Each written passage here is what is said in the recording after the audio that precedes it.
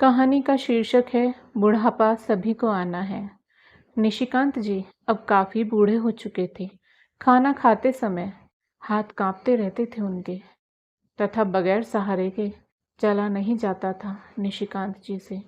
चलते समय दीवार का सहारा लिया करते। धीरे धीरे घर की दीवारों पर उनकी उंगलियों के निशान उभरने लगे। चुपचाप उनकी निर्भरता और कमजोरी की कहानी कहने वाले वह निशान, जो उनकी बहू की आंखों में हर घड़ी चुभते, और उससे भी अधिक चुभती इस घर में अपने ससुर निशिकांत जी की मौजूदगी। निशिकांत जी की बहू प्रिया को यह बिल्कुल पसंद नहीं था कि उसके बूढ़े ससुर जी दीवारों को जरा भी टच करें। वह अक्सर अपने पतिदेव यानी निशिकांत जी के बेटे तेजस्वी से शिकायत करती रहती कि तेज, तुम बिल्कुल भी ध्यान नहीं देते हो। घर की दीवारें गंदी हो रही हैं। कितनी बुरी लगती है ये गंदी दीवारें। तेजस्वी भी गुस्से में चिढ़ते हुए प्रिया से बोलता, अब मैं क्या करूं प्रिया? पापा बगैर सहारे के नहीं चल पाते हैं, तो दीवारों का सहारा तो लेंगे ही ना। एक दिन निशिकांत जी को सिर दर्द था, सो उन्होंने सिर पर तेल लगाया था, तो हाथ चिकने हो गए थे उनके। उनके बाद उसके बाद निशिकांत जी वॉशरूम गए और चलते हुए दीवार का सहारा ले लिया, जिससे तेल के दाग भी दीवारों पर लग गए। इस पर प्रिया ने तेजस्वी पर नाराजगी जताते हुए कहा कि अब तुम ही देख लो, तुम्हारे पापा ने क्या कर दिया है। दीवार को पूरा गंदा कर दिया है। तेजस्वी ने गुस्से में निशिकांत जी को डांटते हुए कठोर शब्दों में कहा कि पापा क्या करते हो? आपको कुछ समझ नहीं आता है क्या? देखो जरा, आपने पूरी दीवारें गंदी कर दी है। क्या आपको दिखाई नहीं देता?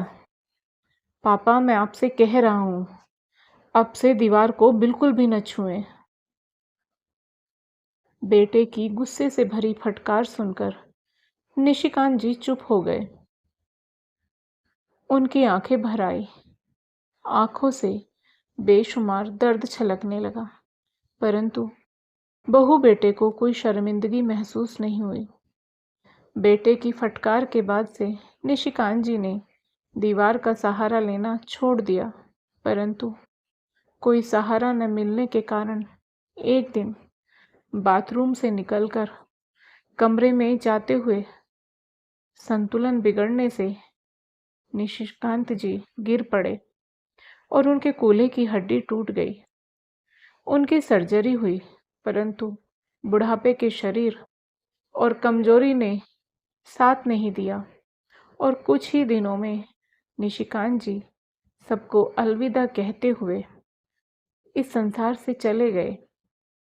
बेटे के दिल में पिता के चले जाने का गहरा दुख और पिता के प्रति अपने व्यवहार पर पछतावा था।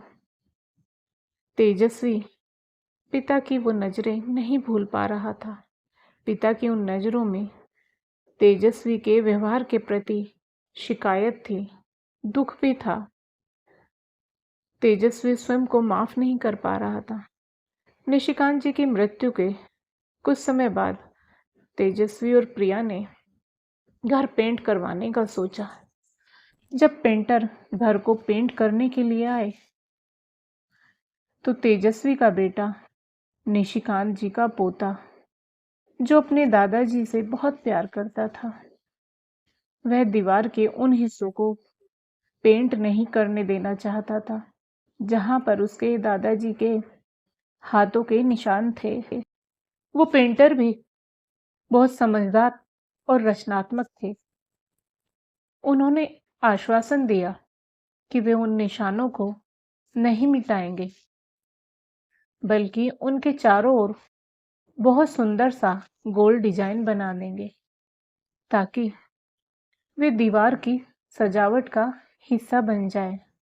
और फिर ऐसा ही हुआ। धीरे धीरे निशिकांत जी के हाथों के वह निशान उनके बेटे के घर की पहचान बन गए। जो भी घर आता, दीवार के उस हिस्से की तारीफ किए बिना नहीं रह पाता। उनको दीवार का वह डिजाइन बहुत ही अट्रैक्टिव लगता, बगैर यह जाने कि उसके पीछे एक कहानी भी है। समय बीतता गया। तेजस्वी भी अब बूढ़ा हो चला था।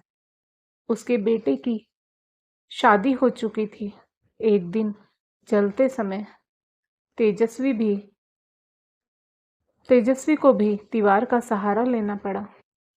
तब तेजस्वी को याद आया कि मैंने पिताजी से क्या कहा था, और तेजस्वी ने फिर स्वयं को बिना सहारे चलाने की कोशिश की।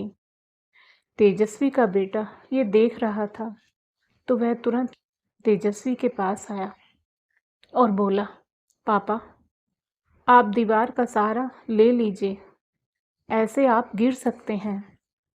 और फिर तेजस्वी के पोता पोती भी दौड़कर आए और बोले, दादू, आप हमारे कंधे का सहारा ले लीजिए, फिर आप नहीं गिरेंगे।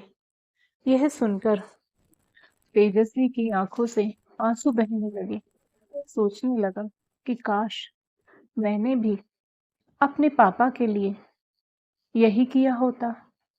शायद वो कुछ और समय हमारे साथ रहते।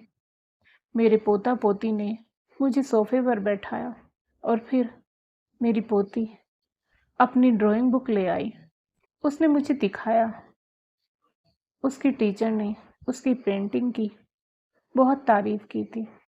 उस तस्वीर में वही दीवार थी जिस पर दादाजी की उंगलियों के निशान थे, और उसके नीचे लिखा था, अपने माता पिता दादा दादी से प्रेम करो, उन्हें आदर और थोड़ा समय दो। यह पढ़ते ही तेजस्वी अपने पिता के कमरे में गया। पिता की फोटो के सामने खड़े होकर रोते हुए माफी मांगी। दोस्तों, एक दिन हम सभी को बूढ़े होना है। यदि अभी आपके घर में बुजुर्ग हैं तो उनका ध्यान रखिए, उन्हें प्यार दीजिए, आदर दीजिए, तथा अपने बच्चों को भी यही सबक दीजिए। यह कहानी मेरे दिल को गहराई से छू गई। दोस्तों, मैं इस कहानी को उन सभी मित्रों से साझा करना चाहती हूँ जो अब उम्र के उस दौर में है जब उनकी पिछली पीढ़ी पीछे छूट रही है। हम सब ने शायद कभी न कभी कोई गलती की है। अब उस गलती को सुधारने का वक्त है। तो दोस्तों, आपको आज की कहानी कैसी लगी, कृपया कमेंट करके अवश्य बताएं। और यदि आपको कहानी पसंद आई हो तो कहानी को लाइक करें, शेयर करें, और साथ ही जिंदगी सरिता हिंदी स्टोरी चैनल को सब्सक्राइब करें। फिर मिलेंगे दोस्तों एक और नई कहानी को लेकर। तब तक आप अपने परिवार के साथ हंसते रहिए, मुस्कुराते रहिए, खुश रहिए। राधे राधे प्यारे दोस्तों।